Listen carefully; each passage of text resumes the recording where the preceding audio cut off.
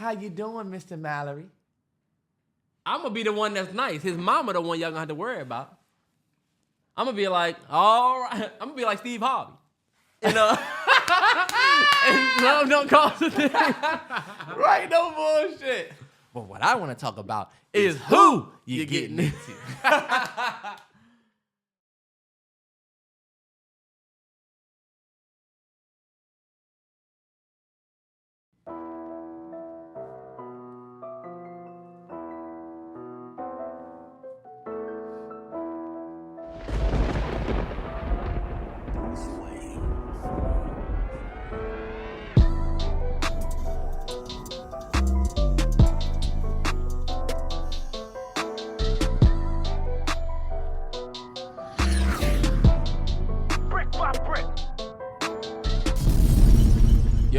Yo, it's the MalloryBrosPodcast. We on episode 186. Man.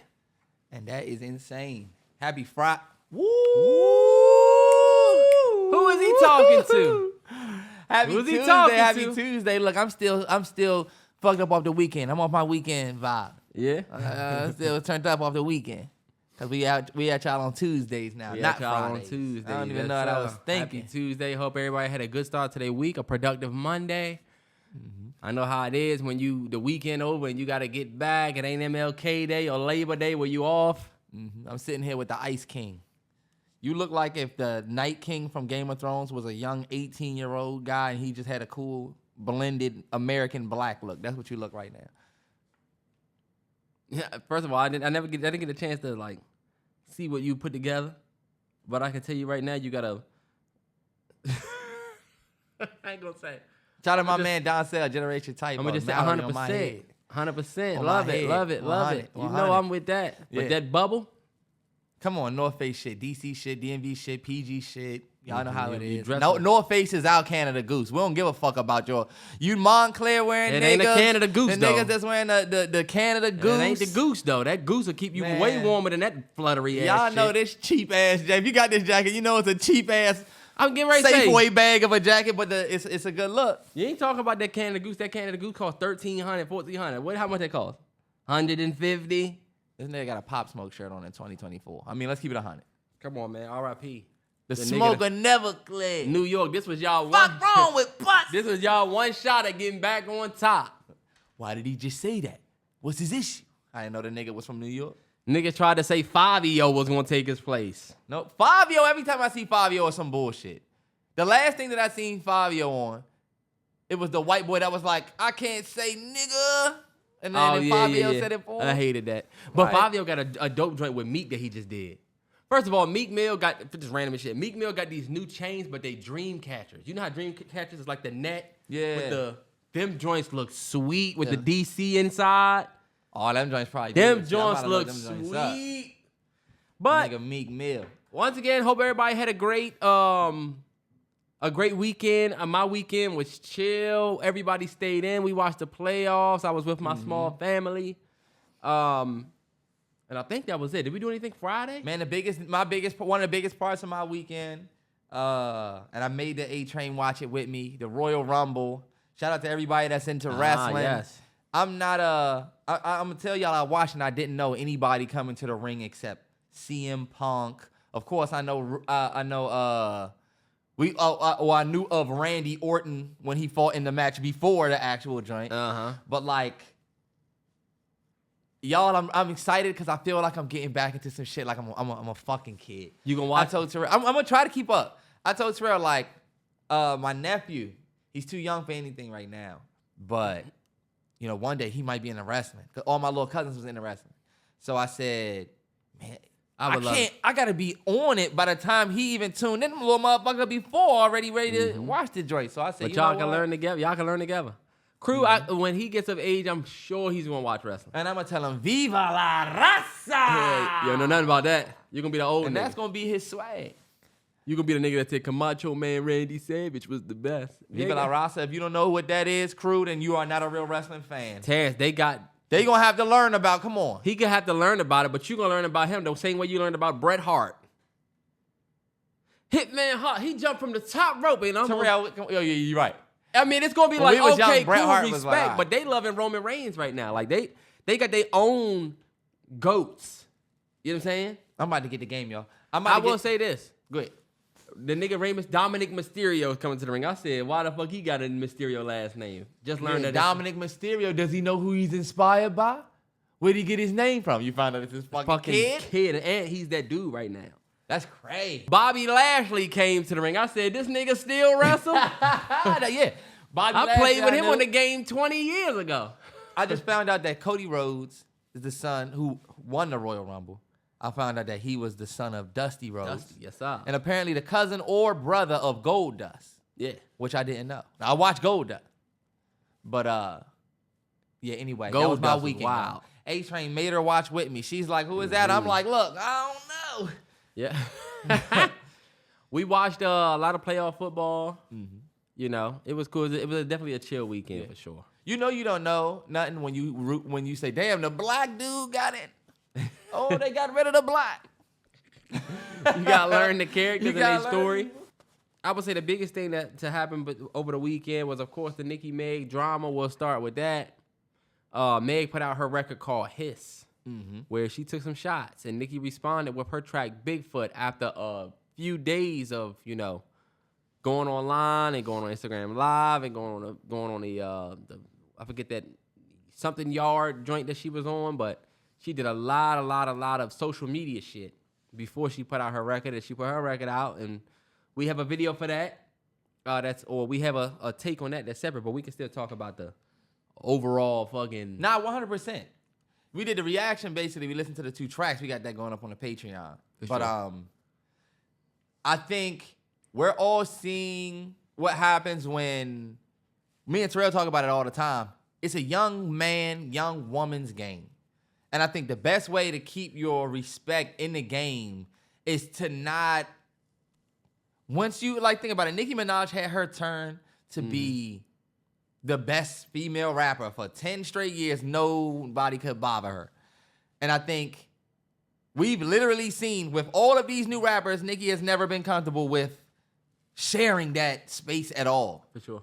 And I think you see the same thing with sports, where there's the old heads that when the young dude comes, they stay in that 6-man seat. We watched Tony Parker go be a 6-man, one of the greatest to wear the 9.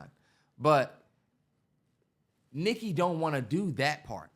Like, we watch somebody who is as legendary as Snoop Dogg, Dr. Dre. They take the youngins and they go and gravitate to them. I think Nicki's like that old head that's like, man, fuck these young so-and-so. They game, not our game.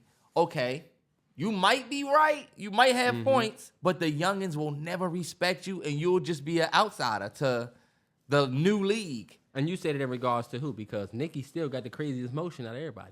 I only say that because you don't. This is my thing. It's like I've always said, y'all. Nicki Minaj, this is talking outside of the music.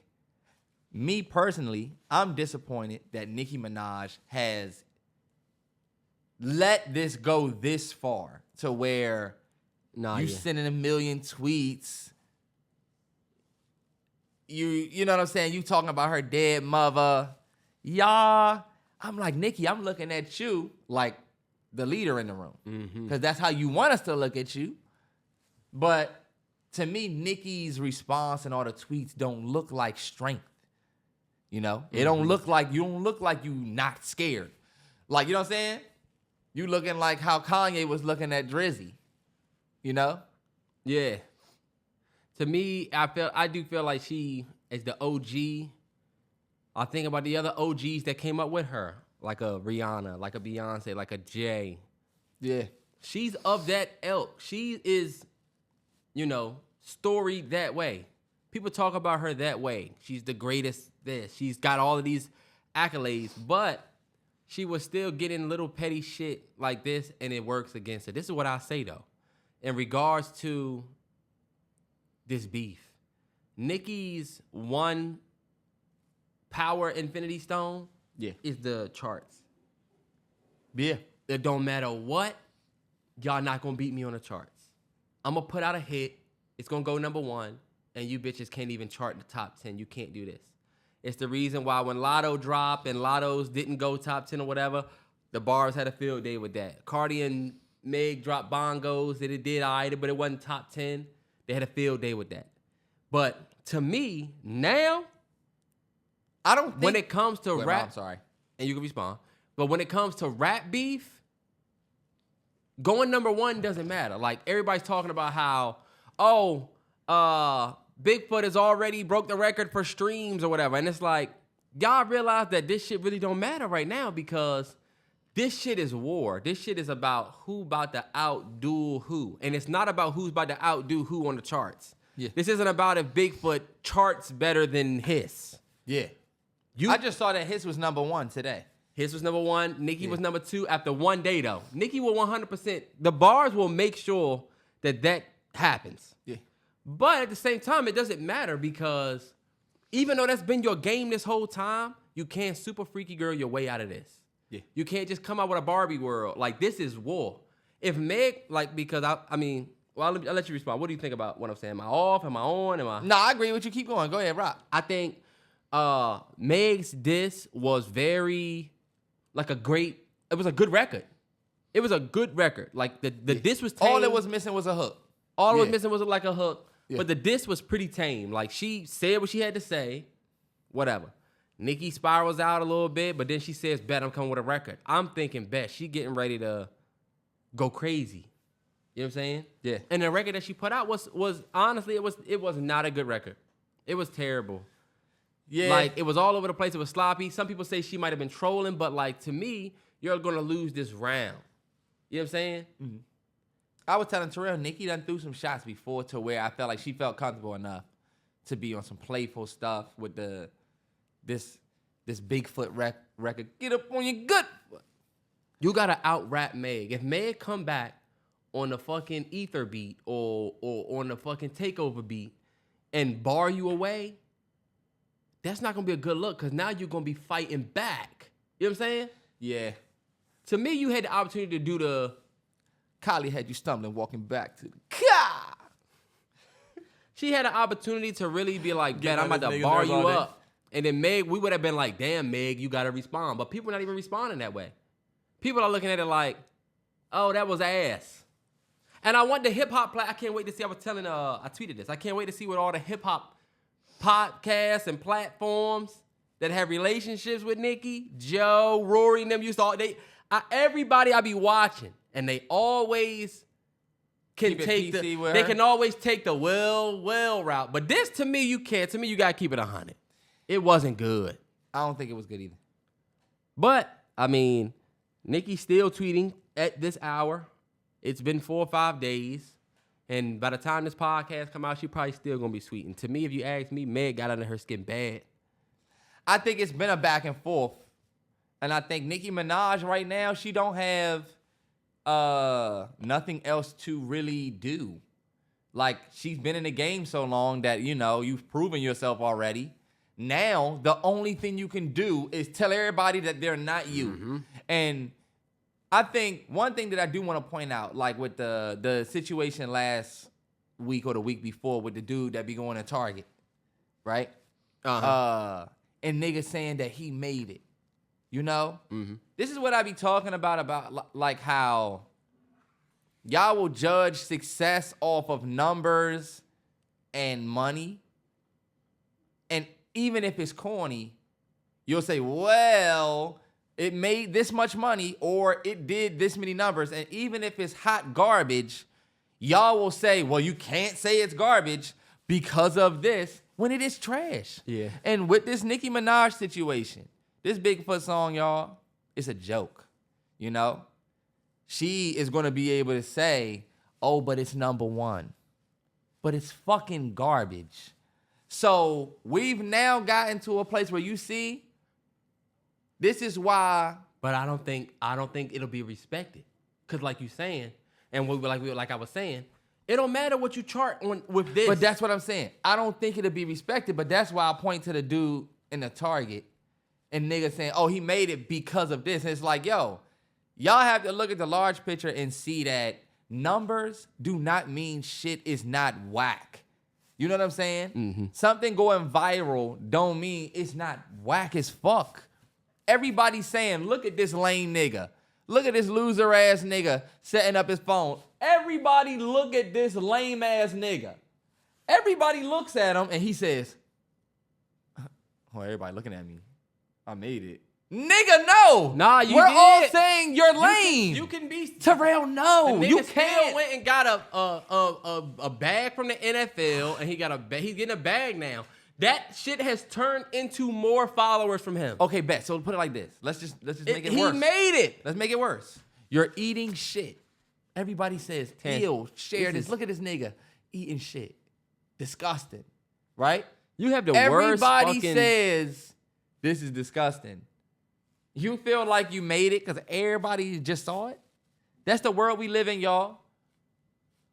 I just wish you would pick better. I'm just saying you gonna fight whatever I say. I had to make it a little ridiculous. But anyway, y'all, Meg Thee Stallion, Nicki Minaj, beef. I'm glad it made it to hip-hop. I'm glad it made it to 2 tracks, regardless of what y'all think about the tracks and how they are. I like to see the disses come out. You know, we've seen some of the fellas talk. It's been a lot of talk. It's been a lot of chatter. But, you know, we don't really see it go to an actual diss, something we can call a diss. That's what we love about hip-hop. For sure. I'm glad that they keeping it music, and I want to see more. I want to see Lotto get in this. I want to see Cardi come back and get in this. I want to see Coily Ray take the shot at. Who was she taking the shot at? Did you see what Ruby Rose said on the Close Friends? Damn. Oh, yeah, damn. Everybody getting in. I would like to see it. I can't wait to see what Meg does next.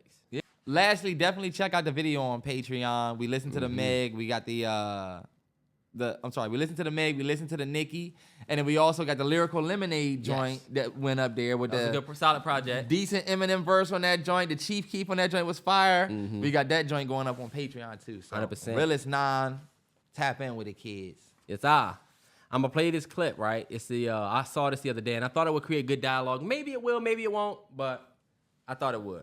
And as y'all see, I got the headphones now. What do you do for... I got you right here, look. I'm 28 years old. Oh, shit. Here we go. Late 20s, early 30s. Late 20s, early 30s. What do you do for work? I'm 28 years old. I have a degree. I'm not doing anything with that degree currently. I have experience in so many different things, but for some reason, when I think about going back into the workforce, I'm currently unemployed, just moved back to the States. I get so overwhelmed. I don't want to climb the corporate ladder. I don't want to go back into retail management. I don't want to go into healthcare. Like, I want to just rescue dogs and live on a farm. You are in your late 20s, early 30s, what do you do for work? I don't even need to make a ton of money. I just want to live comfortably and be happy and have the time to pursue my hobbies and my passions outside of work. And it just feels like that almost isn't possible in the corporate America that we live in. I'm gonna let her stop right there. She says, what do you do for work? And let me just remind you that she said late 20s, early 30s, meaning she's speaking to specifically our age group. Yeah. Because a lot of people was like, oh, she's Gen Z, and these Gen Z kids just XYZ, but then people had to remind them, nah, she's not Gen Z. And her point of view is just like one that a lot of people our age have, where we don't necessarily, I'm gonna give you the 2 point of views and I'm gonna let you respond. No, you got it. You rock. So the one point of view is, you know, people having the empathy and the understanding that we don't want to go back and work retail management. I don't want to work in healthcare. I don't want to do this. I just want to be able to do something that's going to make me happy. Then there's the other side of it where boomers and even some people our age are saying she's lazy. She just need to get a job. The world isn't fair, X, Y, Z. So I was going to ask you what you thought about it, because I kind of understand where she's coming from, especially given my journey. Yeah. I can't say, oh, just get a job. You know what I'm saying? Because I was unhappy, and I understand that 100%. Yeah. But what do you think about it? I think the bad thing about our generation or our people growing up with social media is there's so many different examples of extracurricular activities and hobbies that you can get into. Mm-hmm. You know what I'm saying? One thing that stood out to me, what she said was, I just want to, and whatever she said, play with my dogs. I just want to have a farm. And you know what happens? I feel like a lot of us think about the things we want to do outside of work. And when we think about work, we just think about what can I do that's going to be able to get me the lifestyle that I really want. Like, even if you are a dude and you say, you know what, I just want to live in this place right here, hoop, I want to go do this and do that. Like, how do I make enough money to just live a certain lifestyle? I don't think that it is a mystery that the economy isn't in the best place right now. So for me to say, oh, just get a job. Oh, get a job, work a job. Everybody knows that you can do that. Everybody also knows that entrepreneurship is at its height right now. Yeah. So everybody knows you can get an extracurricular job. So I feel like her saying, like, how do you make money? You can find that answer and you know it. I think whenever I see a reel of people saying, like, what do y'all do for work? What do y'all do for work? It really come from, like, how did y'all figure this shit out? Like, how does the person that can just literally just plant shit all day, or the person that can paint all day, how did you figure out where to live and, like, how to just do that all day? Yeah. But you think about it, that person does that all day. You know what I'm saying? Every time that I've ever, like, looked at somebody's life and be like, damn, I want to live like that, or damn, I wouldn't mind that, I don't think about the fact that, like, they tailored their whole life to live that way. I'm just finding it interesting. Like, you find planting a plant interesting enough for you to want to try that. This is this person's life, and it's why they living like that. So in summary, I think a lot of people's restlessness about, like, not knowing how to make money and not knowing where to get money or stuff like that, I don't think it comes from this ignorance of how to get it or how to get a better job or what to do. I think we got so much shit that we want to do that we low-key can't afford it on a standard regular job. You know what I'm saying? You got to give up you won't have the time. I think you just got to realize, and I think it's something that a lot of people realize, her saying, I don't want to go back into healthcare, I don't want to go into retail, is because healthcare, retail, these are jobs that are so taxing that when you come home from work, and people that remember when they worked in these places, they remember coming home from work and feeling uninspired and feeling like they don't want to fucking do the extracurricular activities and shit that they see. You right about the social media shit. Social media opens the door to all of the possibilities, but it leaves out all of the context. You know what I'm saying? Because you'll see a motherfucker living this is my trip to wherever. But you don't see when they was at work, they had to put time in. They finally got the time off, but they had to work 10 days before they got that. You know what I'm saying? Like, you really don't see the struggle part of it. Like, I like that some content creators are doing a day in a life with a whatever, realistically. And it's just, I got coffee at Dunkin' Donuts, and then I worked. And then I got home, and I actually tried to read, but I couldn't do it because I fuck with that content because it's real. Yeah. But at the same time, I do kind of understand her not knowing what to do, because even at our age, I can see where somebody might be working at a place for a little while, even me at one point. And it's like, am I going to be, I used to tell myself when I was at Best Buy and I was thinking about moving up, I had all the aspirations of moving up. But I used to tell myself, am I about to do this shit for the rest of my life? Because I'm only 26, 27. Am I going to be 50 and say I got 25 here? But where am I going to be? Right? And then when shit started looking skimp, I got in the tech corner about Microsoft layoffs and stuff. Because when I was at Best Buy, shit started happening where, we used to have all these upper management positions you can get, but now it's going to be one person that does that, which makes it 10 times harder to get that job. I started looking at this shit like, maybe I could get that job one day, but the path to the money I would want to do what I want started looking like it was just further away from me than the life that I wanted to live. I think something that everybody needs to think about, if you're listening to this, is, like, when you're thinking about getting a job, you're thinking about getting involved with something that's already going. And I think a lot of times, even with, like, entrepreneurship, even with content creation, it's like we'll see the Mallory Bros that do album reactions, and it's like, you know what? I'm about to do that, right? And we've seen a lot of creation come from that. Oh, she did it, so I'm going to do it. And I think these days, since we've seen so much of that, then that creates this sense of like, damn, I don't really know what to do. And I think when you think about what to do, I think we look around. Like, I think social media kind of robbed us of like a community, like in the world. Yeah. Like, you don't really have a community because you're in a big ass community in the world. Like, you're not looking up to the guy in your community. You're looking up to the guy on your phone. And you're going to try to be the guy on your phone in your community. You niggas that go to the gym, right? You see a nigga on your phone open the gym in his city. So what are you trying to do? You and 800 other niggas are trying to open a gym in the same city because all of y'all saw that one dude on the phone. Everybody knows about Alpha Land. Everybody that's in the gym's final goal is what? Merch, open my own gym. Shorts, you know what I'm saying? Workout gear, and then finally I'm gonna land on opening my own gym. I want y'all to understand that, like, we be wanting to do stuff because we saw somebody else do it and we were inspired. And when you're doing certain things, you have to be able to tell yourself that I'm getting involved in this to change it and make it different. Like, no matter what it is. No matter what it is. And I'll use me and Terrell as an example. Like, go look at me and Terrell. You can even go back to the very first one. As simple as it is, go look at me and Terrell listen to an album and go look at somebody else listen to an album. And you'll see, wow, okay, their shit is slightly different. I'm not saying better. I'm not saying worse.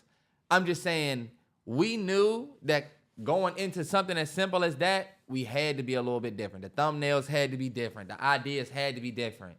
And we knew that what we was doing was impactful when you start seeing other people of that same crowd doing what you did. So you see how you saw somebody else do it and you were inspired, so you got involved. You see how me and Terrell saw another nigga doing a reaction and we got involved, did something different in our own way. So now other people can see how we do it and they get involved. So no matter what you doing, even if it's like your regular job, you should be looking to change some shit. Like, you shouldn't be like, damn, how can I get a place where I can go and make money to pay my bills? I mean, yeah, but also you need to be thinking about how you can make your change in whatever you're doing. Like, whatever you're doing, yo, when he came through, when she came through, when they came through, shit changed. I watched this nigga Terrell walk in several stores and flip them bitches. And it was literally because of him. Legit. Like, he came in, flipped the entire store. And when he left, the store will go back. Like, you need to have that type of impact on whatever you do. Otherwise, why are you doing it? Yeah, but you know what, that mindset starts with whatever job you in now, wondering who, like, what is your relationship with who's in charge? I used to be like, how hard is it to do what my first boss name was April? How hard is it to do what the fuck she do? I remember her saying, I got to do this. I've got my calendar set up. I've got this. I've got that. I'm like, damn, that sounds like a lot. But as I learned more about the business, and she sat me down and said, this how much you make, and this how much GMs make, and this how much district managers make. I said, oh, shit. Yeah. I might as well grind at least here, because I knew 2 positions up, I can make this much more. And even though I don't want to do this for the rest of my life, if I make that much more, I got that much more money to put into whatever else I want to do. Mind you, this was 2000. I started with Best Buy in 2014. We started bubbling on YouTube 2015. Me and Terrance, this is just a fact. Me and Terrance was some of the first music reactors or some of the first content creators to go full 4K early. Oh, yeah. Put that on our name. Yeah. Yeah. Only reason we was able to do that was because we was working and we was moving up and we was making more money to just take and put into this. Yeah, we would literally say, we about to we went to film school. We said they got a 4K camera. We wanted a camera. We said we're going to take our money and every check, we're going to put this aside to get our first camera. And it was the GH4. If you get the Patreon and you watch the Nicki Minaj video we just put up, or the Lyrical Lemonade, we shot that video with the same exact camera that we started YouTube with. That's crazy. Yeah. A GH4 and these cheers. And it's still going. It's still going. But the biggest point in that is over from 2015 to 2021 when we both ended up quitting our jobs, so much money that we made went back into what we was doing on the side to the point where the quality increased. We was able to do this. We moved. We was able to fucking, you know what I'm saying, afford to be able to get little lights and shit. We used to have the lights behind us and all of that. We had to buy all of that shit, but you just use your day-to-day to power whatever your dream is. Yeah. And it could get muddy. Like, it wasn't always perfect. Bills. We have student loans, all types of shit to pay. So you're not always going to be able to do that. But Yeah. whenever we can, whatever we could, we did. That's true. And we still got a long way to go. Of course. And then the last thing I'll say about the whole shit is like me telling people, you know, you got to get in something and be different. That is the exact reason why the shit is so hard. Like the girl saying, damn, what do y'all do for money? Like, what are y'all doing? Or what are people doing? I think because we want to be different, we want to excel, it make it harder to get involved in shit because you are thinking about how can I be different in that? Because we know what comes with this role, that role, that role. And it's a lot of roles this girl not talking about that she will turn down, that she could easily get to get her a farm and a dog. But I would say that's why this shit is chess and it's not checkers. And y'all know why they say that? Because the pieces are different. In checkers, all of these pieces are the same. All of these moves are arguably the same. If I lose this piece, fuck it. The game can continue. I can take this move and get a king out of it. That's checkers. In chess, these moves are more important and each piece is different. One move that I make in chess, I'll be straight. I could be fine. But if I lose a certain piece, I deck the whole game. Like, I'm checkmating my whole opportunity. That being said, that's why the shit is chess and it's not checkers. If it was an easy move, you would go to jail. And let me just say this, Terrell, because there was a thing on the TL where the girl said, I would never date somebody that went to jail. You saw that? Yes. And everybody was pissed off about it or whatever. I don't know if you want to talk about that, but before we can even get there, if it seemed like you have to be able to say, I'm going to do this and this to eventually be able to do this. You got to go to real estate school, get your real estate license, talk to the real estate experts, do your first small thing, and then become this real estate guy. If you meet somebody that says, I can get you to sell 4 houses in 2 weeks, no experience. The people who take those opportunities, the jail is filled with those people. Bad things happen to people who do that. That's my biggest advice and people to that anybody. can't control their emotions. Yep. Don't try to take the easy route. You know it could take you 2 years for you to be a licensed professional, but you're going to take the shortcut so you can get it in 7 months, and you ain't shit. Or you, instead of working a job You where know? you could become, instead of working a job where you could become a nigga that makes this amount, you say, shit, I could just start moving weight. I can start, and then I can get... And you getting the money, but at what cost? At what cost? Terrell, would you ever date a girl would you date a girl that was in jail or been in jail? It depends on what she went for. I can tell you right now, this the I thing, don't care 'cause what you let's went get back to for, that. I'm off it. If I do think it's a little Because if you a girl shallow. and you went to jail, you did that shit. I feel like if for somebody to say they wouldn't date somebody that been to jail, it's not shallow, but it is a little shallow. Yeah. Because you at least should know why. What if they got wrongly convicted? What if they went for a nonviolent drug offense? Yeah. What if they went for fucking protecting their fucking whoever? I feel like it's fucked up to just write somebody off solely for that. That's the only reason why I say I need to know what you went for. Right, Daddy's Little Girl, Tyler Perry's 2003 or whatever. 100%. Literally that. Yeah. 1000%. Yeah. You're right. There's a certain shallowness behind saying I could never date anybody that went to prison. There's a certain uppityness to it, I guess. But also, y'all, don't y'all think that we should? Like, think about y'all. And this is where everybody would get pigeonholed. Terrell, would you want Crew to date somebody, girl or boy? Do you want him to date somebody who's been to prison or just somebody who haven't?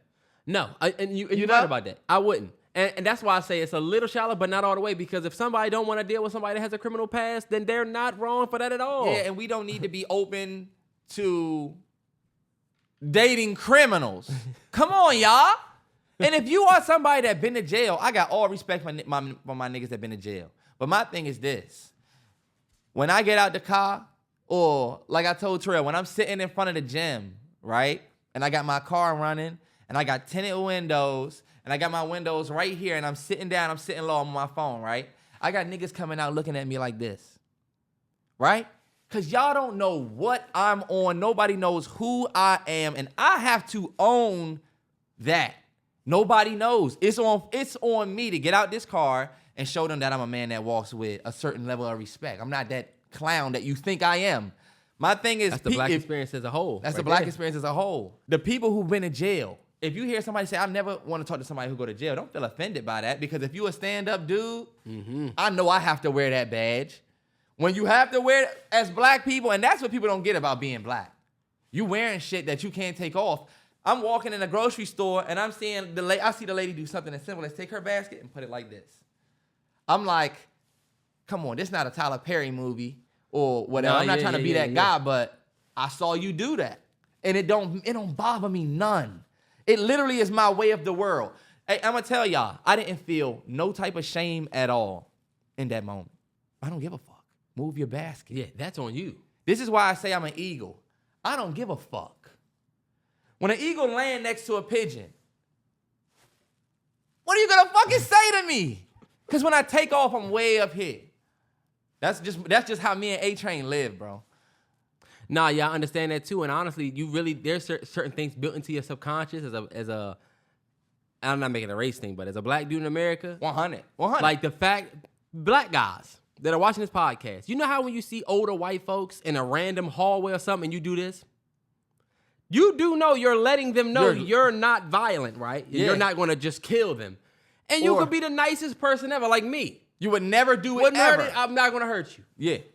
I would have never been involved in that at all. But on site, I got to make you feel more comfortable. Bro, I swear, when I go to DR, that's the biggest change I notice when I come back. Every single time, I've been to DR 4 times. Every single time I come back, I'm decorated now. Yeah. But, Terrance, you getting ready to say something disrespectful. But every time I come back, when I'm down there, think about it. Nobody's thinking about that. Nobody is thinking, oh, you're going to be a threat to me. Nobody is thinking that. Yeah. But when I come up here, as soon as we hit the airport and I start seeing white folks in certain places where I got to put on the I'm not a threat look, I be thinking, damn, I'm back in the States. I'm back in the States. I'm telling you, bro. We got to show them we not a threat when really the biggest threat in this retail store, the biggest threat to walk in here and hurt people, they don't look like me. And that's the thing. But this is the thing, though. When you speak like how we speaking right now, they'll say, oh, man, these guys are racist. It's crazy. You're speaking on your experience. If you call it out, then it's you. Mm-hmm. I'm done with it. If you guys are going to talk about the racy topics, I'm out. I'm out. Hey, y'all. Damn. It's cool. We got it. Everybody, if you got an idea, understand how dangerous it is for you to have that idea. And understand that everybody has ideas, but literally 0.1% of people will do something with it. Most people have an idea, yo, you know what would be dope? If this happened, or if this worked this way, or I could invent something that could fix XYZ. Yeah. But most of the time, people just leave it as ideas. I'm the biggest procrastinator in the fucking world. Mm-hmm. Me and Terrell, I'm telling you, live the same life as Shorty on the phone. Where sometimes what's next, y'all, ain't always so clear because you know the risks that come with doing it. So just like me and Terrell right there with y'all, where like he's saying, if you willing to take that risk, it's worth taking. Because I tell Terrell, I don't know if he retains it, but I tell him it's gonna die in your head. So you might as well let it die out in the open. Like if you have an idea, right, and you never say anything, you're just going to eventually forget about that idea, period. Terrell, think about the ideas you had last year. Think about them right now. It's hard. You can't. It's hard to. I can remember certain things that you told me, but like, I tell him, he was like Terrell will call me and he'll be like, oh, I was thinking this, and nah. And I'm like, nah, say it, because if it dies in your head, then it's going to do nothing anyway. If you tell me, I might be able to do something with it. You know how many times Terrell said, yo, I was just thinking, look, an idea like that comes from... And this is no lie. An idea like that comes from me and Terrell saying, yo, what if we put 2 albums up against each other? Nah. And then saying, nah, what if we do? Yeah. End up being one of the better things that we brought to that channel. Like, 100%. Y'all have all of the opportunities in the world to be like that. Like, and I don't mean like that. I just mean like your opportunity is waiting for you to act on it. Yeah, that's why I say ideas are dangerous, because I have 1,000 ideas, but how many of them have actually, I put the steps to do this? My boy Don Sill, I watch say, yo, I think I want to do this. I think I want to start a clothing brand. And I'm like, all right, bet. Then the nigga came out with a t-shirt. And I'm like, dope, I'll get one. I got one. Then the nigga came out with some reflective pants. A year later, I'm at the nigga's fashion show. A DC Fashion Week. Yeah. And it's just, when you be around people that like put work behind what they say, it makes you feel like you should. Because at the end of the day, like, we not sitting up here preaching at some niggas that are millionaires saying, not at all. Take $10,000 and invest in this. I mean, it's literally, we all have ideas. And the idea he's talking about, the guy you talking about, he had an idea, put a whatever out, put a shirt out, reflective pants. Now you're at DC Fashion Week. Look, I have one of his ideas on my head currently right now. Yep. And that let y'all know, you know what niggas would say? Oh, you know what? Oh, bro got a clothing line, but I mean, it's cool, but I mean, it ain't like, you know, it ain't this brand. But guess what? You talking about somebody else's idea that at least made it far enough for you to compare to something else. 100%. That's what it's about. What we comparing of yours. And that's why just hit upload. Just hit upload. Out. Just fucking do it. Mm-hmm. And your first joint is going to be trash. It always is. Yeah. Go look at the Migos reaction versus some of our last reactions. We was looking at this little screen over. Y'all see how I'm looking at the camera, but not really? We was worried about how we looked. Back then, I didn't know how I was about to sound, and then I watched this shit back. I said, Terrell, we can't put this shit out. If you want to see growth, I'm not tooting because we ain't shit, but you can at least see a level of, they was this at one point and then took it to that. We was talking about it. We had reached almost 10 years on the channel. Mm-hmm. Almost. But if you go look at the very first vlog, Terrell was like, when you look at this years from now, we'll be in a whole different place. He never said we would be rich. He never said we would be millionaires. But when you look at that video, it is true that we are in a whole different place and still on camera. Yep. Say what you want. You know what I'm saying? Also, like my true life video. Like, you say it and it could happen. It's just all about like moving in that direction. That's crazy too. I need to go back and watch that. Yeah. I need to go back and watch that true life. Terrance did a true life. Y'all don't know Terrance did a true life video from houses. Are you kidding me? That it has like 30,000 views randomly. Yeah. But all right, bet. Let's get back to the shit. Miss Porter was running that joint up. Yeah, no bullshit. We need to go and visit her. 100%, because I think she's definitely still at that school. Still teaching. Yeah. We gotta just pop up. Make that happen. Yeah. My Tech Corner's back this week. It was back last week. Everybody enjoyed it. I don't got too much, but I'll start with the Taylor Swift. Okay, yeah. Taylor Swift AI pictures went out. Some favorable pictures of her. Them pictures was insane. I never saw the pictures, and I'm glad I never saw them. Wow, them joints scraped off the internet too. You can't find them. Yeah, you can't find them. Yeah. By the time I searched Taylor Swift AI, I wasn't even trying to see it on some freaky shit. Nah, I said, what are they talking about? Bad. She sleep. By the time I went to find it, I couldn't find anything. And X blocked the search of Taylor Swift entirely on Twitter. You can't even search Taylor Swift. Wow. It will say no results. And basically, there's a conversation about how the AI shit has just gotten a little bit ridiculous. And I'll say this. It's not going anywhere. It don't matter what we do.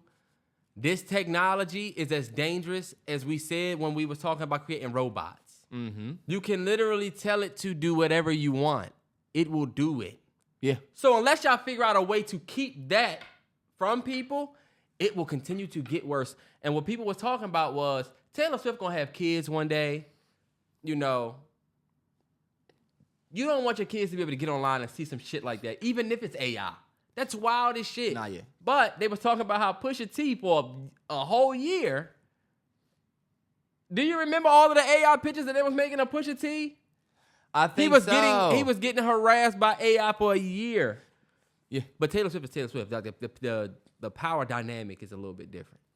And I was gonna say, I don't think so. Well, you know what? You're right. They ain't gonna stop the search of Pusha T. Yeah, you're right. Taylor Swift, Yeah. This AI images like that, first off, them images was crazy because of how, like, detailed they are. And I think that's a dangerous thing about AI is the fact that this shit is starting to look realistic as fuck. However, yo, there have been pictures like that out for my whole life. Mm-hmm. My entire adult male, I'm able to look at porn life. There have been images like that. You never been on Pornhub and hit the photos section? Nah, you was deep in that. You joint. never accidentally went to the photos part of Pornhub? I have. Or whatever, and you realize, oh, okay, motherfuckers be making shit. Come on, bro. Yeah. Or you ever be on Stream East or Crack Stream, And then you see some shit and like you hit that. play that first time, and the new window pop up. That me and Kelly were talking about that because Kelly said she was on the. Kelly said, I'm trying to show somebody how to do the link, and look, I told her I was like Jerkmate. Everybody that used the what's the name of the joint? Crack streams know about Jerkmate that's gonna pop up. Oh, I was watching the game. Yeah, okay, you freak ass nigga. Yeah. But those images have been around for a long time, and I just feel like it's funny that Taylor Swift is the fish big enough to make them say, okay, nah. Or I'll say small enough for them to say, okay, bet. You know, so you gotta put that back. Nah, yeah. You know what I'm saying? 100%. And so we'll see what they do with it. Meta has come up with some type of technology that they're using to try and get certain pictures and like they like looking for certain things in pictures to get away from kids and younger users. They try and do that first because, you know, kids are starting to be you can be under 18 and create a Facebook. Yeah, I think then they said it was a Florida law that they just passed where you have to be 16 or older to use social media. Yeah.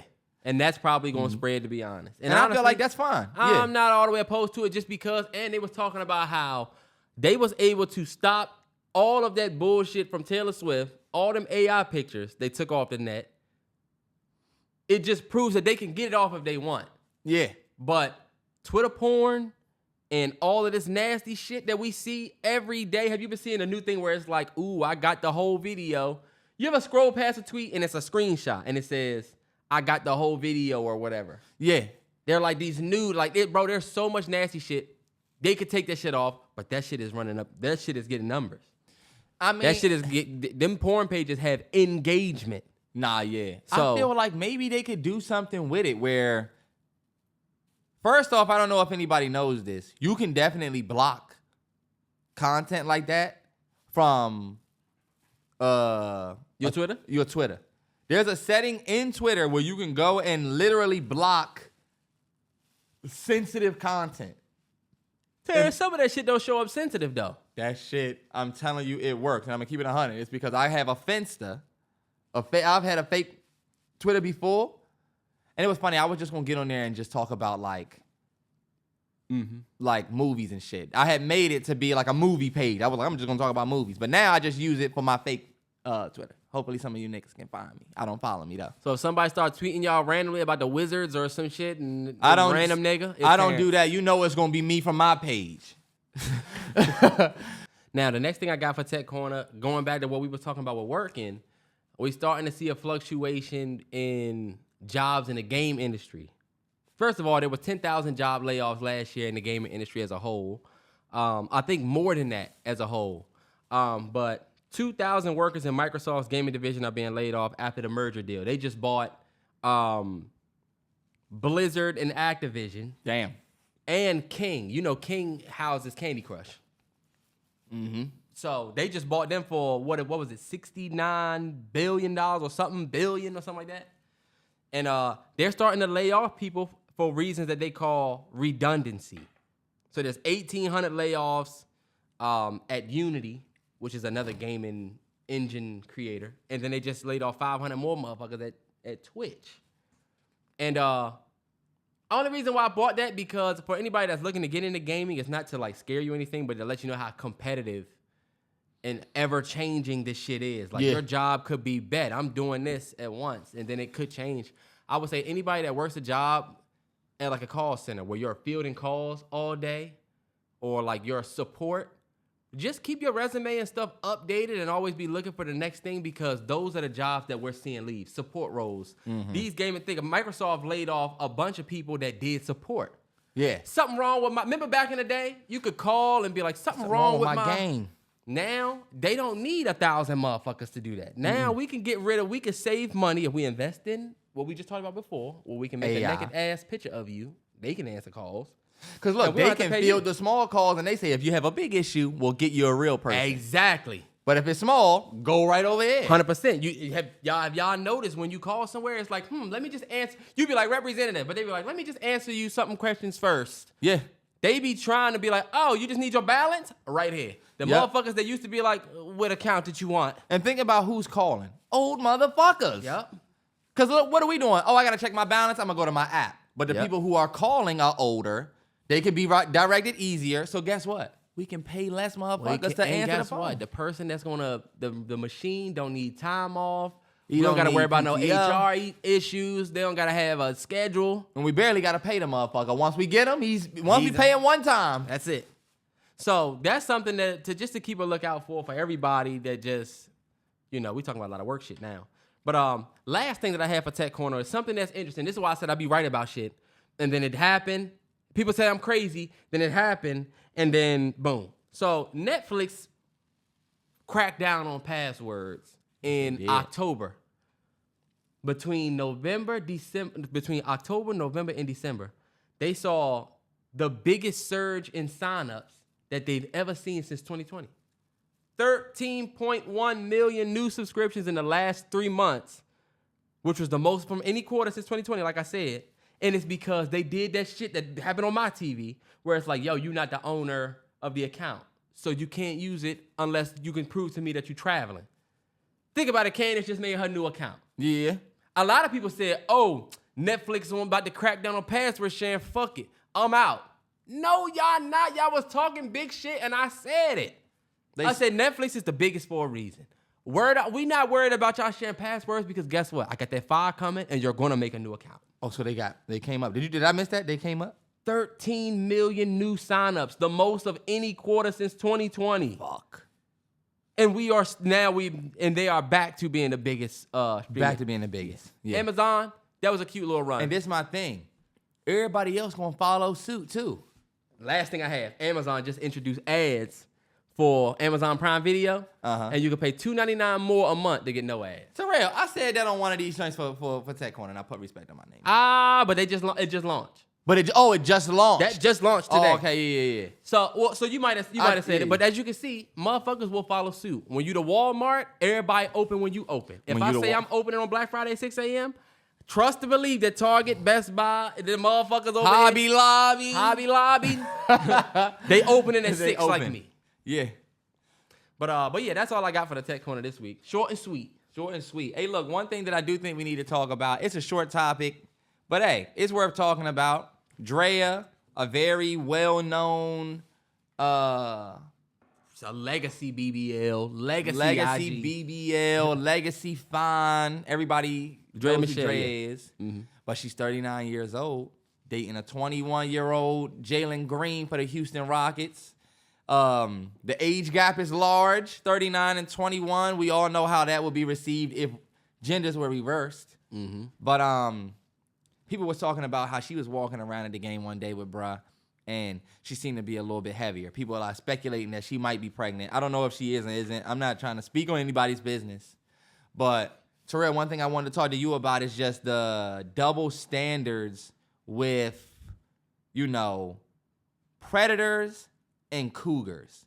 I saw that dude's tweet on Twitter that was very true, where it said, if the roles were reversed, people would call the dude a predator for being 39, only talking to a 21-year-old. 100%. And have her pregnant walking around with him.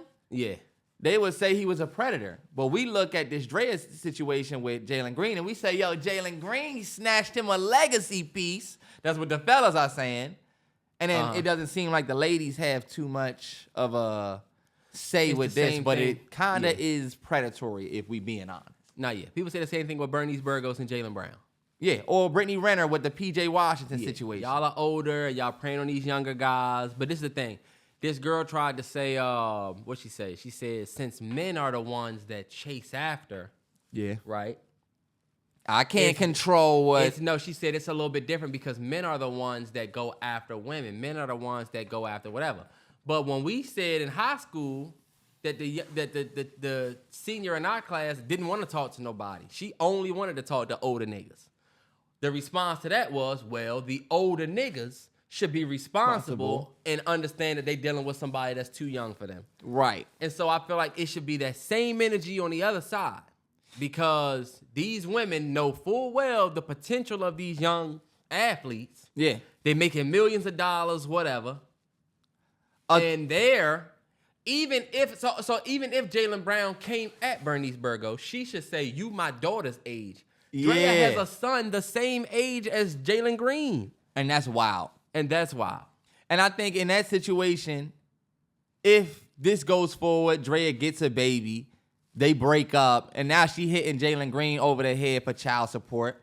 Do y'all not look at that like the play that it is? At what point do we start, looking at that play and saying, yo, that's kind of petty? At what point do we actually... at what point is the predator behavior with that not just a Twitter thing? Because I do feel like at a certain point, it's loser shit for you to be 39 and you dating a nigga that's 21. And if the roles was reversed, Even if the roles was reversed and you was 39 dating a 21-year-old, I would say that you on some loser shit. A 25-year-old can tell you why they don't want to date a 21-year-old. That's so young. Yeah. A woman wanting to date a 21-year-old, we all know what that's about. No, he's in the NBA. 40 and he's 25. We all know what you're doing. Nah, 100%. Think about how that boy's mother looking at this grown motherfucker walking in her house. I will be damned, I have a kid, and she 21 and 39. Or look, he's 21 and you 39 up in here talking to me. And you basically my peer. Nah, yeah. And I'm asking you how many places you been to. Let me see your passport. I'm asking you about your health insurance. And you've been to the hospital a million times. You done had a hip replacement and all of this bullshit. Fuck out of here. Nah, yeah. This motherfucker was in my graduating class. Fuck out of here. Crew better not walk in that house with nobody that's 40 years old when he 20. How you doing, Mr. Mallory? I'm going to be the one that's nice. His mama the one y'all going to have to worry about. I'm going to be like, all right. I'm going to be like Steve Harvey. And love don't cost a thing. Right, no bullshit. But what I want to talk about is who you getting into. But yeah, hey, look. Long story, even less long. We can leave it very short right here. Drea, you want some nasty time? Nah, yeah, and I think she just opened the conversation for like a, she opened the conversation up for the entire movement that exists there. And so, not cool at all. Y'all let us know what y'all think because honestly, that shit is a little nutty if you ask me. Definitely. Nutty is insane. And of course, he doesn't have the tweet ready. I got it right here and it's coming to your inbox. You look like a skater anyway. And what do you look like, boy, or criminal? You like them niggas you were just talking about that got out of jail. You like you got a little steel in that upper pocket right there that you ready to pop a nigga if you need to. Mm-hmm. A Derringer. I got the joint from Django. That's what I mean, yeah. Give me your money, nigga. It shoots one, but I'm accurate. Play if you want. All right, bet. Let's see what Shawty talking about. There was somebody recently who tried to take me on a date, and he's like, yo, I only take women on coffee dates. It's an immediate no, lose my number for me, because I appreciate It's a Starbucks? and it has like one coffee spot in the world with Dunkin' Donuts? it has nothing to do with how much money you plan to spend on me. It has everything to do with you telling me that I typically take women on dates. I'm not a typical experience, baby, and I need you to see that out the gate. Even if that's what you typically do, don't tell me that that's your typical behavior. I'm not interested in nothing typical. I'm a 1%er in all around, like in what I earn and what I do. Don't tell me. Okay, because that's the only point that I want Shout y'all out to see. the Fat Nasty Podcast. Black creatives sitting down, discussing some shit, getting it done. Man. Love it. Shout out. Because this clip definitely stood out to me. Everybody who just listened to that, I want you to spin it back and listen again. And then after this, just go back and watch it again. Because I think this is going to be a good opportunity for the fellas who listen to this podcast to learn some shit today. Terrell, tell me what you think about this here. She said the guy said he typically takes girls on 1%er dates. And I feel Wait. What you talking about? Oh, shit, my bad. I just mixed up the words. He said he typically takes girls on coffee dates. Number one, I think he fucked up by even saying that. That's it. That's my point of this. Go ahead. That's my point. Why would you even tell her that you typically do that? Just do it. Yeah, just do it. And you got the response from exactly what you wanted. It's people that don't like her response. Oh, no, lose my number immediately because don't tell me what you typically do because I'm not a typical woman and I'm not a typical experience. I'm a 1%er. I'm a one-of-a-kind woman. I am one of a kind. You know what niggas say? How dare you? You really think that you ordered it in a bag of chips? You ain't shit. Guess whose black ass just asked her on a coffee date that you typically take women on because you haven't settled down or found one yet? You. This is why you took a L when you told her what you typically do. Fellas, never tell a woman what you typically do. I typically buy I typically buy all my women roses. I always buy all my women. Yeah. Do you think a woman wants to be that? And I ask you this. Don't you want a woman that's one of a kind?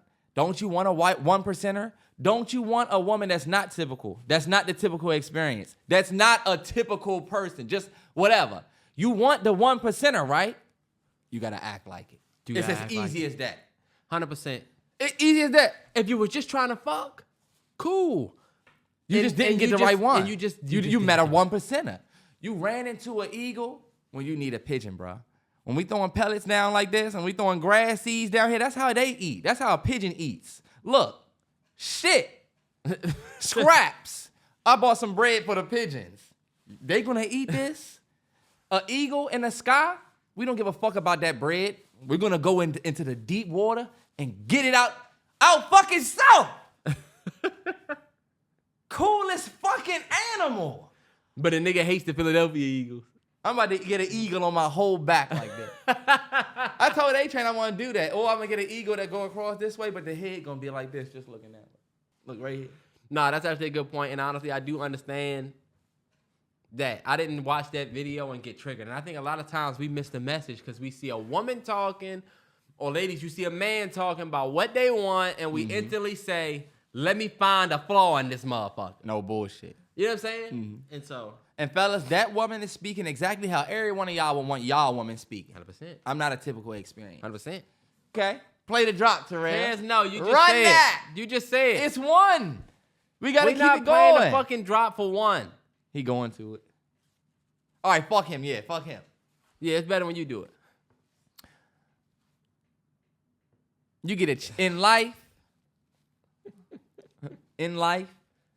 you get a chance and a choice, and a choice and a chance. And what a man does with his chance, well, that's his choice, right?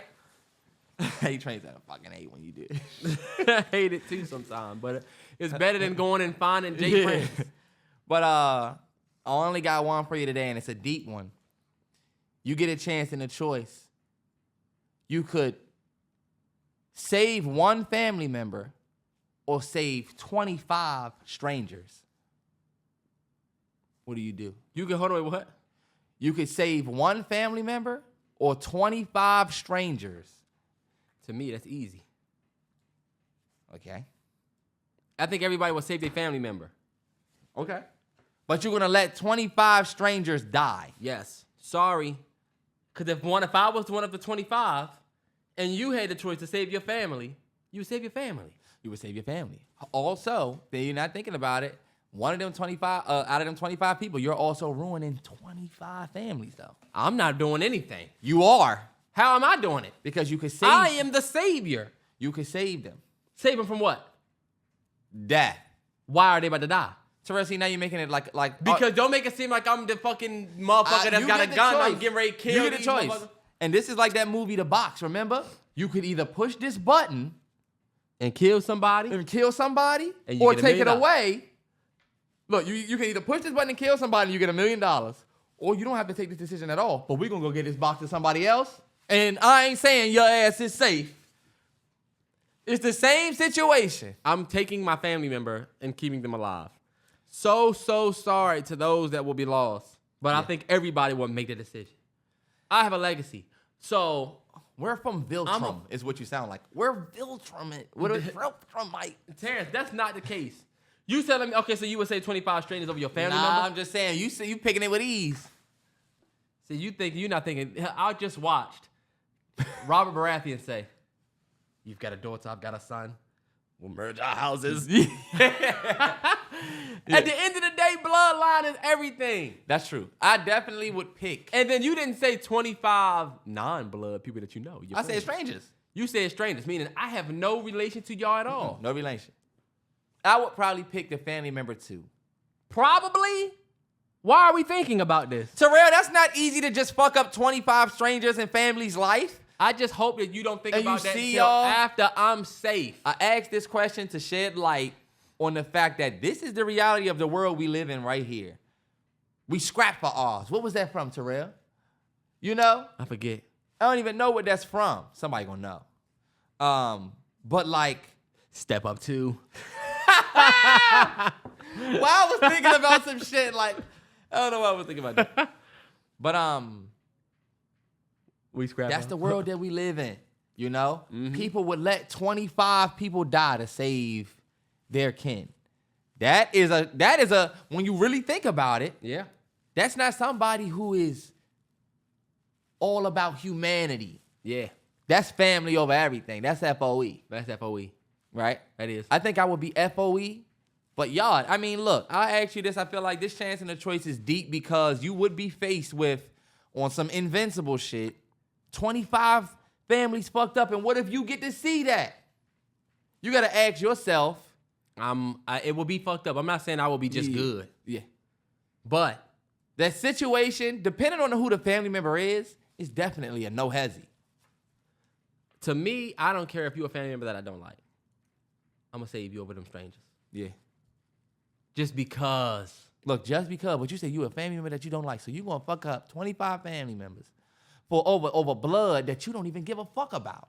Nah, you know what? Let's talk about that. Blood Some of is- you motherfuckers. Some people, there'll be certain people that are your family, that are your blood, that, like, the whole blood is thicker than water thing is gaslighting. Mm-hmm. Some of y'all are closer with your coworker than you are with your cousin. Just gonna put that That's out true. there. That's true. But if it came down to it, you gotta let your coworker go. Right, but look Because at I'm big on that. I'm so big if it's on a lion coming for you, or not even a lion, but you built this crazy relationship with your coworker, and your cousin is your blood, but you know them kinda.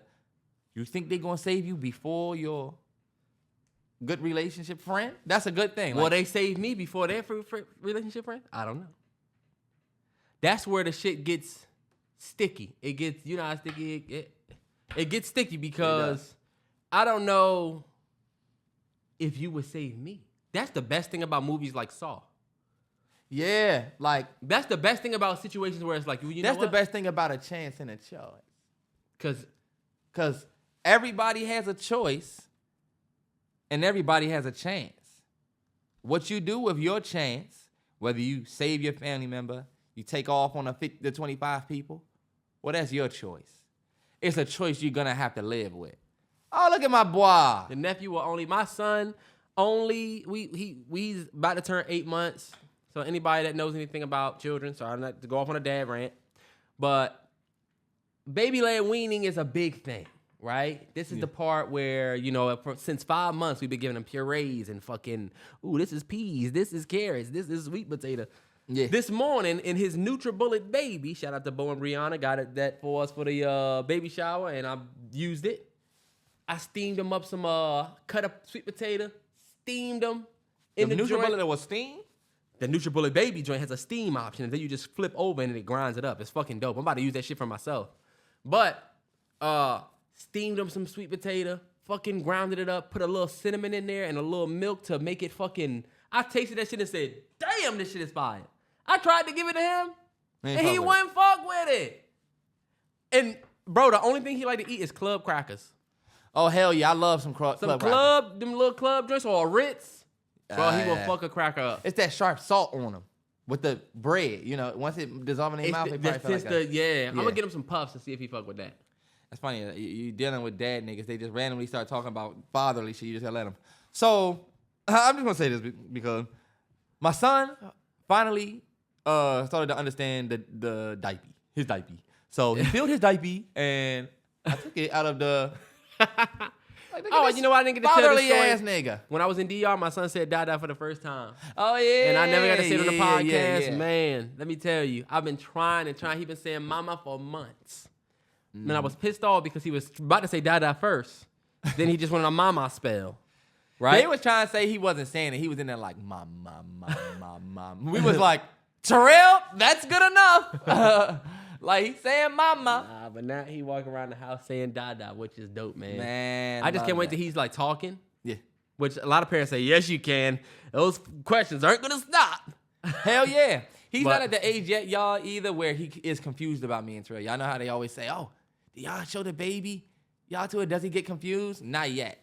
Nah, He not still yet. thinks I'm his dada sometimes. Yeah, he still will sometimes think Terrance is me, 100%. But if we in the room together, he know that's not his fucking dad. Right, he knows I'm his Fuck outta here. cool-ass uncle. And that's not my dad for sure. This is my uncle that smells like tree bark. This is my uncle that smells like He always smells like like Stairmaster. pine. Terrell, don't do that. I'm just like, you don't always smell like that. But I knew that would trigger you because you don't want him to think. I don't give a fuck, y'all. I smoke and I don't want my nephew to know that I smoke at I all. told him, like, I tell Terrell could be on FaceTime. If I smoke, I'll be like, yo, where's Crew? Bet. Crew's gonna grow up in the most marijuana-friendly environment in this world's history. Where you can go up the street and say, oh, there's a grocery store, there's a weed spot, and there's the last 7-Eleven. No bullshit. So, I mean, there's no point really, but I do respect it, though. I do respect it. That's my guy. But do you have a movie suggestion of the week? My movie suggestion of the week is going to be the movie that I just talked about in the last topic. It's called The Box. I think it has Cameron Diaz. Yes. We've recommended this movie before. Let me go see where you can watch it. But the movie came out. Oh, this shit is blowing the fuck out of me. Sorry, iPhone doing iPhone things. Movie came out in a golden year, one of the best years of all time, 2009. Come on, man. It's on Hulu. It's on HBO Max with a subscription. It's on Amazon Prime Video. Y'all go watch that and have a good time watching that one. Because the chance and the choice that we just talked about, they made one, and you let that movie dictate if you think your choice is a good one. Okay. My movie suggestion of the week, I got 2 of them. My number 1 movie suggestion of the week is called Vivarium. Shout out to bruh on Twitter who recommended me this movie and said, we need your thoughts. That movie was wild as shit, and it was tripping me out crazy. Y'all finished it? Yeah, we finished. Yeah. I was like, damn. Okay, I ain't gonna give it Yeah. away. But it's a movie about this couple that goes to this open house in this neighborhood, or they're going to look at a house in the neighborhood, and they legit cannot leave the neighborhood. They try to drive out of that joint, and they can't. They just stuck there. They just end up right back in front of the same house. It is crazy. It's got Jesse Eisenberg, Social Network, and a few other people. I forget the girl's His name. wife. Never another woman. But that's my second one. I don't know if y'all saw, but they just put out the production photos from Severance season 2. Y'all, we have been waiting forever. And if you have not seen Severance, y'all, trust me. I've recommended this show to 3 people, and everybody loves it. I have steered nobody wrong. Severance is a show on Apple TV+. And let me tell you, when somebody recommended me the show, I did the same thing you just did, which is, I don't have Apple TV+, so fuck it. But I literally, if you go on Apple TV+, you can literally do it from your phone. That show is worth it. It's literally about if you had a job, but when you go to your job, they erase your memory before you leave. And so you don't have any conscious idea of what you do for work. And when you at work, you have no conscious idea of what you do outside of work. Yeah. And then somehow, shit start getting a little... Yeah, like imagine when you get off, you don't even remember what happened on your shift. Or imagine you drive a black car in your real life. You go to work. When you get to work, they erase your memory. But when you get to work, you see a black car and you think, Damn, that motherfucker look familiar. why do I feel like that's my car? Bro, I'm about to rewatch it. I'm And going to for make G watch it because G haven't seen it. I'm going to make her watch it. I've seen the first 3-4 episodes. It takes a minute for you to get to this part that Terrell's loving because The you end of definitely the first episode, you should be like, oh, nah. shit. You got to figure that show out. What I will say, is it's definitely good. I gotta finish. I haven't finished to see this cliffhanger that Terrell's talking about that it ends with. You're not done with Severance? Nah, I told you I only watched the first 3 episodes. I haven't even. Oh my God, Terrell, once they Terrance. started doing the what's the name shit, it does get a little weird. I will say that it's a good show, but it gets a little weird and it's slow as fuck. Terrell, It is not it's slow as fuck. It's in Terrance, an no, it's office not. Y'all, building. please don't listen to Terrell, him. it's in an office building and nowhere they be in cubicles and it's like, look, Terrance, y'all, he didn't finish. He didn't. it's one of them shows. It's like He didn't finish Succession season, the greatest season that we have this last season, because he said it's just Terrell, just you're a trying lot to shit going on- you're on. trying to shit so on me. you're really not because you're trying to now you're gonna try to deter people from watching. so. You bring up a Denver show that I did. I brought up one of the to try greatest to- last seasons of a show all the time that you just will not finish. All I'm saying is the show. Me saying that the show is slow is whatever. But look, let's not get into that. For my people who need Apple TV, a lot of you have a free 3 months of Apple TV in an email somewhere because I'm sure you bought an iPhone or an iPad or some headphones somewhere. Oh, yeah. You got free Apple TV, believe it or not. And it's the last thing, last movie suggestion. Me and A-Train started watching Griselda on Netflix. Is it If you good, want as they something on say? Netflix, I think it's good. I think it gave me a first season of Snowfall feel, you know? Okay. Sofia Vergara in that role as Griselda Blanco. Mm-hmm. I used to think her name was Griselda Blanco, Griselda. but it's Griselda Blanco. Wow, you thought her name was Griselda? I always know her name was Griselda. I used to think it was Griselda. Look at Griselda, the Griselda niggas. Yeah. But whenever I say her name in full, you see I said Griselda Blanco. Uh-huh. That's how I learned it. But anyway, Sofia Vergara in that role, y'all, pretty good. And it's got some stars in it. Now, is she does look like regular Sofia Vergara? Nah, they got her looking definitely very different in that joint. Oh, Me and good, A-Train was good, like, I don't good. know how they even did it. Like, I don't know Oh, if it's makeup. good. I don't know if it's... But when you first see her, you be like, I don't look like her. And Oh, okay. also, I was telling A-Train, her character isn't so much... Like, the Sofia Vergara isn't seeping through the seams of her character like it normally that's do. good, that's You know, good. she actually kind of carrying the role pretty well. That's good though, because I know what Griselda Blanco looked like. So when Oh, I okay, heard, yeah. when I saw Sofia Vergara on the front, I was like, why'd they get this fine ass person to do this role? You know what I'm saying? Yeah, Because she's still fine in the show, though. She actually looks better than Sofia Vergara in real life in the show. I feel like she looks good in the show. Well, I haven't seen anything. But from she's her. younger. She's supposed to be okay, the... yeah. Nah. Oh, she's the young Griselda No, Blanco. because she's in that joint talking about I moved weight for 10 years. It starts with her already having a reputation. If y'all don't know anything about Griselda Blanco, she was paid. Yeah. She So, I'm trying to... I need to watch that joint. And that joint is good. It's from the creators of Narcos. Come on. Okay, yeah. They gonna knock it out. You just gotta watch them subtitles. Okay.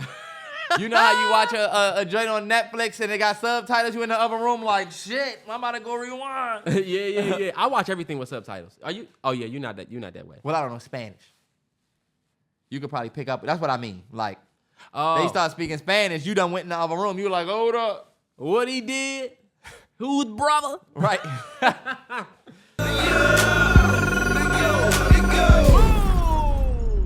NFL Super Bowl, OT Dubs, where we just had the NFL Championship week. Shout out to your team. If we talking about your team this week, that's the only team that's getting respect. The Kansas City Chiefs, San Francisco 49ers. Again. A fucking again. And I'll say this, man. Like, I have a Lamar agenda. I told Terrell. And I fought it. Y'all saw my tweets. I was like, nah, it was the defense that let him down, y'all. Yeah. But after just looking back at it and just realizing, looking at everything, because I watched that whole game. Yeah. Lamar and I didn't play hated- well. He didn't play well. He did. He wasn't, did. He wasn't the reason solely that they lost. The play calling, they didn't run y'all the number one rush team in the league. Y'all don't run the ball. Y'all only passing the ball on the number one secondary. Like, I just felt like I felt bad for Lamar because I know nobody's gonna talk about how he was a stand-up dude in the press conference. He fucking, stood on his shit, said he was proud of his teammates, whatever. Everybody just gonna say, oh, well, Lamar. People have there's racial undertones to the whole Lamar shit, but even outside of that, people always have made it seem like he wasn't a good quarterback. He's still gonna win the MVP, I think. But he needed this Super Bowl for people to do anything. But one thing I will say this about Lamar. Lamar's career is going exactly how Peyton Manning's career went. Peyton Manning went to the playoffs, lost a bunch of times, got MVP twice, lost, and didn't make it to a Super Bowl until after he had already won his second MVP. So he still has an opportunity to cement his career. Yeah. He does, and I honestly think, I see both sides of it. I definitely see the racial aspect with Lamar because there's that aspect to go to. Like when we talk about Justin Herbert, when we talk about Josh Allen, there isn't a race aspect to him. So if we say he didn't play well, there's nobody who can say, oh, y'all just saying that because he's black. Or, oh, wow, see, y'all picking on the black guy. And my thing is like, with Lamar, there's always that needs to be considered because there's, people, but that's true though. People will say, people give Josh Allen credit, Justin Herbert excuses that they don't give Lamar. That's why I said, like, with other quarterbacks, when they play bad, there's no racial aspect to point to. We can just say he played bad and he needs to do better. I do feel like with Lamar, we just watched Lamar go out there and not play as well. You know what I'm saying? Mm-hmm. And I'm just going to say this. It looks like a lot of the Lamar fans are running at this, oh, it's because Lamar's black. Everybody's trying to hate on him. I'm not saying that. Terrance, I'm not saying that. I'm not saying that. Because he's black, people are being harder on Lamar right now for losing. Terrance, but you bring up Josh Allen and you bring up Justin Herbert. When they lose, people don't say they need to play better. People make excuses and say, "Oh, is this, is that," and they're still great. Look at Josh Allen. Josh Allen cannot figure out how to beat Pat Mahomes. But you know what people will say? He's better than Lamar. Herbert. They were saying Trevor Lawrence was better than Lamar at one point. AC. And to me, it don't matter how good Lamar does. If he can't get to that Super Bowl, if he choked, it was a choke job. I will agree with that. It was a choke job. He choked. He was supposed to will that team. The defense held the Chiefs to nothing in the fucking second half. 0 points in the second half. Them 17 points, they got in the first half. Lamar couldn't get it done. I just feel like people are harsher on Lamar. They are. They just are. That Chiefs-Ravens game was definitely entertaining, y'all, like, especially in the beginning. I was like, oh, we in for a real treat with this one, But, unfortunately, like I told y'all, the NFL script was already written. And then I think they threw that shit out and said, we going with this new thing. As soon as Taylor Swift came in the mix. And people was like, oh, you're an idiot. Pat Mahomes has been to the last 6 AFC championships. He's been to 4 AFC championships. So what are you talking about? You sound dumb. He was going to go either way. The Taylor Swift thing means nothing. Okay, so are we talking about the same Chiefs that actually weren't playing well before this Taylor Swift thing? And everybody was talking about how the Chiefs weren't playing like they was, and the Chiefs aren't this. And all of you remember us shitting on the Chiefs and saying that they not what we thought that they was. And all of you said they would not be back at the Super Bowl. This is before now. Now everybody understands who Pat Mahomes is. I'm somebody who picked the Chiefs from week 6, like I told you. Mm-hmm. I told y'all week 6, the Chiefs going to take this to the Super Bowl. Because this Taylor Swift thing is too big of an opportunity, and that's going to lead us right into what we're going to talk about right here, Terrell. Taylor Swift net $335 million for the Chiefs/NFL since she's been a part of this whole thing. My question to all of y'all is, name me the other team in the league right now that has somebody pulling up to their games that's pulling that type of revenue. Name it. You can't. So you think that surplus in revenue? We're not going to put that in the Super Bowl? Now, I'm not going to go all the way with the script. I'm going there with it. I do think it's crazy because when coming into the playoffs, we had the Dolphins. We didn't think that the Chiefs was going to be the Dolphins. But the Chiefs receiving core, Kadarius Toney dropping passes, MVS dropping passes, we was like, they ain't going to go far. The Dolphins they couldn't do anything with the Chiefs. The Bills, we thought, okay, they definitely not getting past the Bills. And then absolutely not getting past the Ravens. Y'all all thought that. The fact that the Chiefs, but I'm just thinking about it. I never flinched at all at the Chiefs battling everybody they played. Think about week 10. Think about just at week 10. When you look at the best teams in the league, when the Dolphins put up 50 on us, the Dolphins are the highest scoring, whatever. You had the Dolphins, the fucking Bills, the Ravens. I was trying to no tell way y'all people that thought that the Chiefs was going to go back to the Super Bowl with that squad. I definitely see y'all got to give me my credit, man. I've been saying that the Chiefs are the Chiefs. The Chiefs are legit like, okay, bet. The Chiefs are like the Warriors. Okay, you got the Warriors in the 8th seed. You still dealing with a team that is used to this shit. Yeah, that's you know what I'm saying? Yeah. That's the thing about the Chiefs. They just said Pat Mahomes, in all 6 of his starting seasons, he's been to 6 AFC championships. Yeah. You think I'm thinking anything about losing first round?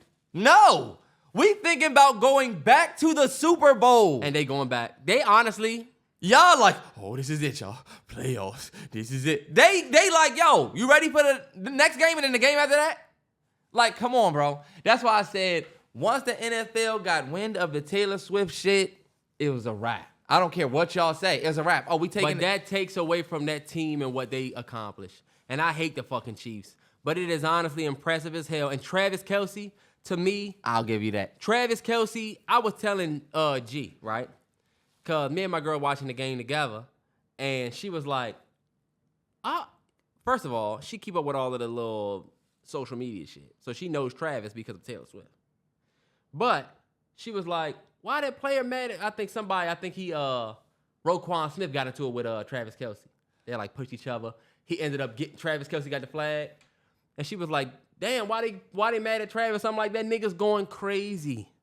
He had like 100 yards that Travis Kelce, some of the grabs he made, he's the greatest of all time. Man, that diving joint that he made, it was like third People down. are like, oh, Gronk. I'm sorry. If Kelce go ahead and get another ring, and he's so important. And Gronk, I was on the Gronk is the GOAT. Yeah. As well. But to me, Gronk not making some of them catches that Kelce was making. I definitely... And people say he did it. Show me. I agree. Show me. Because Kelce and Gronk is the yards after catch king. I'll give it to him. But... Man, y'all not going to tell me... Kelce the GOAT, man. Seeing Kelce on the field with Taylor down there, and they hugging, and it's this Travis and Taylor moment. Y'all not about to tell me y'all don't feel like, yo, this is convenient as fuck. Nah, yeah, 100%. Imagine Beyonce get with somebody on some Simone Biles shit, just a random Damar Hamlin. That would be crazy as fuck. All of a sudden, the Bills just keep going, and we just keep seeing B big as fuck. Taylor Swift is big as shit. This not just Simone Biles. Like, it would be ridiculous me saying, oh, the Packers went to the Super Bowl because they trying to run with the Simone Biles. Because that's Simone Biles. They don't give a fuck. Right. Simone Biles isn't going to generate $350 million for the team. Exactly. In 1 year. Y'all forgetting that them Swifties are watching these games, which means they're watching the commercials. You think the Swifties They're not watching buying Kelce jerseys? Kelce got the #1 selling jersey in the Or league look, right now. let's just say they don't want to be that much, but think about a dope, oversized Kansas City Chiefs sweater. You know the girls buying that, like Bro. Chiefs gear. Like, all of that goes into that $300 million. mm-hmm. So I don't think, all I'm going to say is this. Conspiracy aside, shout out to the Chiefs. You get my respect. I done given y'all respect all year. So you already know that I know that y'all built for it. Mm-hmm. Y'all have to admit, man, it's a big elephant in this room. And it's a $350 million earning elephant. yeah. It's hard to ignore that. All right, let's get to the Lions and the 49ers. Go ahead. Lions, all I'm going to say is you had a shot at the Super Bowl and you blew it. 17-point lead on them boys. Let's just say, the 49ers are beasts, though. Bet. I just felt like Lions walking away from that game knowing you had a 17-point lead after the half, you got to be feeling like shit. Yeah. And in my opinion, I feel like take that fucking L. Terrance has been he's been a Lions hater all year. I told Terrell, I'm not trying to hate on him. I respect that y'all went against a mediocre Rams that barely made the playoffs. I respected the win against a mediocre Buccaneers team that we didn't respect all year. Okay, look, beat the who? The Eagles? They beat the Eagles? They beat the Eagles. Who literally imploded at the end of the year and nobody cared? Who cares that they beat the Eagles? The Eagles literally beat themselves low-key. arguably. Are we going to now act like the Buccaneers and Rams were threats? Much. If it was your Redskins, if it was your Commanders that I'll let you get your Eagles takes off. But go ahead and step all over my Lions take. Go ahead. Because you're right. I could be ridiculous. But at some point, I would have to give y'all some credit. I gave them credit. I gave them credit. Nah, Terrance, you hated on now you're trying to diminish their whole run. You hated on them all the way through the season. They made the playoffs. You said they wouldn't. In my opinion, I never said they wouldn't make the playoffs. I didn't say that. You said that they was going to be just like y'all. You did. And they weren't. I didn't think we weren't going to make the playoffs. That's ridiculous. But they made it to the playoffs. They made it past the fucking wild card round. They won again in the second round. They made it to the conference championship, and you will not give them credit. But guess what? Y'all OC is coming, and you better hope you bring some of that flavor to your organization. That's why I talk shit too to the Lions fans. I said, take that L, losers, right? And all the Lions fans hit me talking about, but y'all about to have our OC, but y'all want our OC. I said, yeah. Well, I didn't say this, but me thinking, I'm like, yeah, we about to take y'all OC. So good luck next year. That's why I said, I'm also hoping that y'all OC not on some just had a decent year thing. But all I'm going to say is Lions fans, get mad at me talking shit as you want. I'm a hater. But you did blow a 17-point lead in the AFC Championship, and it was not good. I thought for sure y'all was going to a Super Bowl. What you think about Dan Campbell? They trying to beat up my man Dan Campbell because he didn't kick the field goal, and he went for it on fourth, and then it ended up costing him. He ended up losing by the 3 points. Like I said on Twitter, I guess not enough grit. Let me give a real answer. I feel like Dan Campbell has been playing that way his entire season. It's not like he said, you know what, fuck it, we're in the fucking... Yeah, it wasn't off-brand. I'm going to go for it. It's what he does. And for the people that are saying, oh, he should be fired or maybe they need to do something else, that man took that team from 1-15 or whatever they were to 9-8 to 13-5. He's low-key like the coach of the future. He ain't going nowhere. Yeah, he's going nowhere. Let him go. He's going to get picked up same night. Mm-hmm. And Lions fans, let me tell y'all this. What you see is respect. And it's respect in a prison way. It's respect in a very weird, hateful way. And it's coming from me. Only reason why I'm talking shit about y'all is because obviously I respect them. We talking about them now. AFC Championship. We have to respect this run. However, I personally can hate on it if I want. You blew a 17-point lead. Now we can look back and say, oh, maybe you weren't built for it. Maybe you did get to play the Rams. Maybe you did get to play the Buccaneers. But you're right. That would be us shitting on them, and we shouldn't do that, so we won't. But I will say, good luck next year, because we've seen a lot of teams look good. Y'all went to the AFC Championship. Didn't the Titans go to the AFC Championship not long ago? 1 year, yeah. And it was, look, Jaguars went 1 year.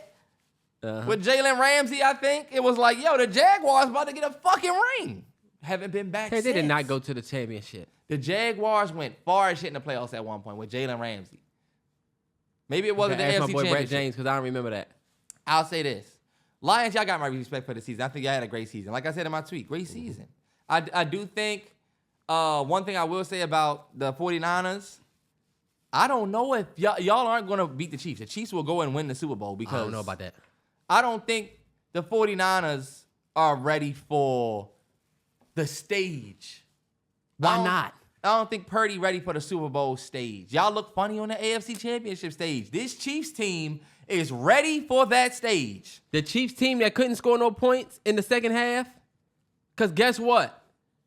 The Ravens imploded, but the Ravens imploded because of Lamar, right? Lamar didn't play well. But guess what they don't have in Baltimore? They don't have a CMC.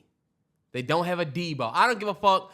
Odell was non-existent. Zay Flowers was by himself.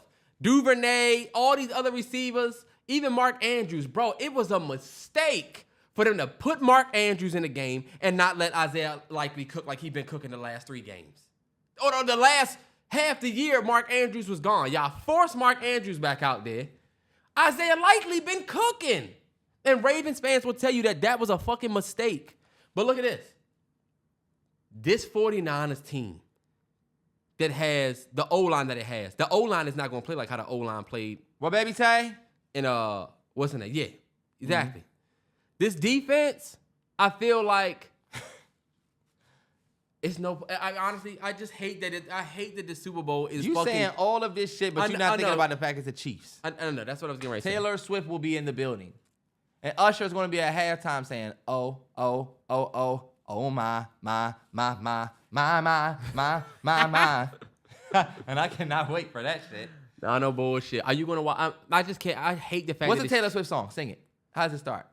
Imagine they say, Usher says, Bad Blood. something. It used to be bad blood. And you see Taylor Swift under a spotlight with her Chiefs gear. I would hate that. But that I would love generate Taylor. Let me tell y'all, millions. I fuck with Taylor because Taylor's so unproblematic and she don't fuck with nobody and she's literally a girl's girl. She fuck with everybody. There's no reason that people just be hating Taylor Swift for no reason. She literally doesn't do shit wrong. She just be there. Mm-hmm. She cool with Nicki, cool with Beyonce, cool with Rihanna. There's no fan base that should be against Taylor, but they be against her because she the boogeyman, and when you're the boogeyman, that's what come with it. Well, it's like, also, you know, she's the, no offense, but even white people would say she's like the corny white girl. You know what I'm saying? Okay, yeah. Like she's like the I can't dance, but I'm a dance white girl. You know? And I feel like you said, there's nothing wrong with that. I think she gets hate because she's that girl who is she's not the Margot Robbie type. Like flashy, beautiful, fine, dime, with all of the elegance and class. I think it's dope that she, you know, is a down-to-earth, chill person. We might not have so much relation as far as culturally. And then the Kanye shit kind of muddied the whole... The Kanye shit, it was like, all right, you know what? She might not have deserved to win, but Kanye, come on, bro. Nah, that was fucked up. And then Kanye, the Kim them tried to take her down with the whole... remember the Kanye, I feel like me and Taylor might just have sex, and then they had the whole recording where it looked like Taylor was cool with it. Yeah. And Kim came out and said, yo, she's a fucking bitch. Taylor had to come back from a lot of shit. Kanye, ridiculous. Anyway, but nah, you're right. Since that woman will be in the building, 49ers, sorry. And it's not my fault, y'all. It's the NFL script. I was 4-0 in a divisional round. 2-0 in the championship round. I'm not going to be wrong. Not right here. Hold on, watch. You won't see me be wrong with this. The Chiefs are the 2024 NFL champions. They're not. Super Bowl champs. And you're mad again. It's going to be y'all the 49ers. Are sick. They bringing mad trophies to y'all division. Chase Young and Trent Williams are going to laugh in y'all Washington face. Fuck out of here. Chase Young, that's my guy. He's from my hometown. I love the guy regardless. Off the field, I'll support him regardless because he came from my city. However, I cannot cap for him being an ex-Washington fan and being told, you know, y'all let him go for a third round, like, y'all drafted him. He was this, he was that. We tried to tell the 49ers fans that, you know, it's not that he's not good, just not a second overall pick. You know? Yeah. He makes pressure. He is impactful on the field without the number saying 1 sack. He gonna put some pressure on that quarterback. Yeah. It's just the impact ain't the pick. Yeah. Yeah. We got RG3 number 2 after Luck, and our team completely changed. Yeah. It ain't no reason why our defense don't look that different without Chase Young. And Chase Young, I don't care what you say, bruh. You played for us and you didn't have that many sacks or looking that good. Tez had 5. Then Tez goes to Chicago. Becomes a Pro Bowler. Becomes the team leader and tied for league whatever in sacks. Team leader. Turned that defense around on his back. Got him a Pro Bowl. He's a Pro Bowl starter. He wouldn't have been a Pro Bowler in a Commander's jersey. It hurts my heart to even see him in that Bears helmet, and now he's going to be in a Pro Bowl. Nah, yeah. Thank God they only doing the flag football bullshit. I was going to say, speaking of that comes on Thursday. The game? It's on the 1st, yeah. Oh, okay. Those games, yes, Crew got a swim lesson, but I will be back to watch that. Hell yeah. Damn, we done scuffed up this table. Hey, and we didn't say anything about the new look. We had a whole. We don't have a new look. We got a whole new podcast look. This is gonna look different than the ones from before, for sure. Niggas would definitely say we did something different. Okay, well, When you look at the enjoy Nicki it? Minaj, you'll also see it's a lot clearer. I was like, damn, this ain't got a lot of my grease on here. Damn.